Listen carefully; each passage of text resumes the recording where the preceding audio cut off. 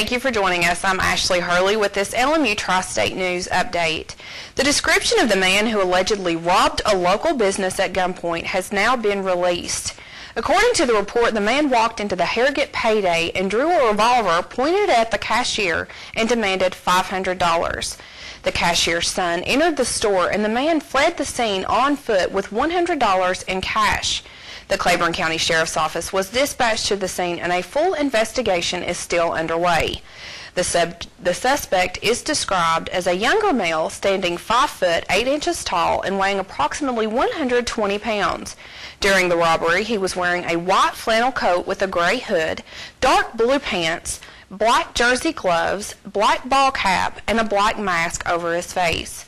Investigators are asking for anyone having any information on this case to call the Claiborne County Sheriff's Office at 423-626-3385.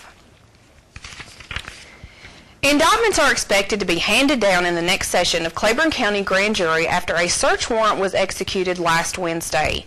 The Claiborne County SWAT team executed the search warrant at a home in Tazewell where the residents had allegedly been selling drugs. Once inside the residence, officers located thousands of dollars in cash, drugs, and drug paraphernalia. While authorities were on the scene, the homeowner received a text message from a man requesting to purchase illegal narcotics. A few minutes later, the man showed up to make the purchase. He now faces charges for the purchase of illegal drugs. Officers also seized his vehicle and cash that he was carrying. All the cases will be presented before the grand jury during the next term for indictments that will be heard in Claiborne County Criminal Court. A Detroit man faces charges in a local kidnapping case. 46-year-old Jerry Lee Oliver was arrested earlier this week on a bench warrant stemming from an incident stating Oliver's alleged involvement in the kidnapping of a juvenile several months ago. According to officers, Oliver and another female accomplice allegedly entered a residence, forcing a 13-year-old boy into their vehicle. The residents of the home called and reported the description of the vehicle to police, and they were stopped shortly after. Oliver and the female were involved in a dispute over stolen property and believed that the child had information about it. The minor was returned to the residence, and Oliver was later indicted on the charge. Oliver was also charged with first-degree trafficking of a controlled substance. He is also wanted in Michigan for a parole violation, but remains in the Bell County Detention Center. An accident that sent one man to the hospital is under investigation. The accident happened Monday night on Highway 33 South in front of the TNT Fire Department. According to officials, the man was traveling northbound when he veered off the road, hitting the rock wall and then a nearby telephone pole. The man suffered minor injuries and was transported to the hospital. The New Tazewell and Tazewell Police Departments, along with TNT Fire Department, all responded to the scene. The man's condition is unknown and his name has not yet been released. 2 women face charges after allegedly attempting to steal from a local business. 36-year-old Terry Smith of Hewlin and 39-year-old Tammy Saylor of Cold Iron were both arrested by the Middlesboro Police Department and charged with unlawful taking of property valued over $500.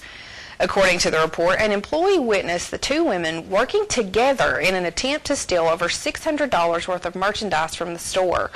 Saylor was released from the Bell County Detention Center on Friday. Smith remains in custody and was also charged with an expired Kentucky registration and operating a motor vehicle under the influence. 2 weekend DUIs are facing possible habitual motor defender charges after both drivers have received their 4th driving under the influence charge. A deputy with the Claiborne County Sheriff's Office made the stop on Londonderry Road in Harrogate. After a short investigation, the officer determined that the man was driving under the influence.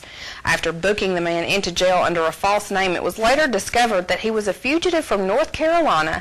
51-year-old Jerry Queen faces extradition to North Carolina along with driving on a suspended driver's license, 13th offense, financial responsibility, driving under the influence, seatbelt law violation, no vehicle registration, and criminal impersonation. A second DUI was reported at Cedar Fork Red Light. By the time officers caught up with him, he was near Johnson's Body Shop headed north. Officers were finally able to make a traffic stop at Reese Funeral Home in Harrogate. 60-year-old William Rogers of Middlesboro was arrested for driving under the influence, a fourth offense, driving on a suspended driver's license, third offense, financial responsibility, and seatbelt law violation. Rogers was released from custody on bond. Queen remains in custody until he is extradited to North Carolina.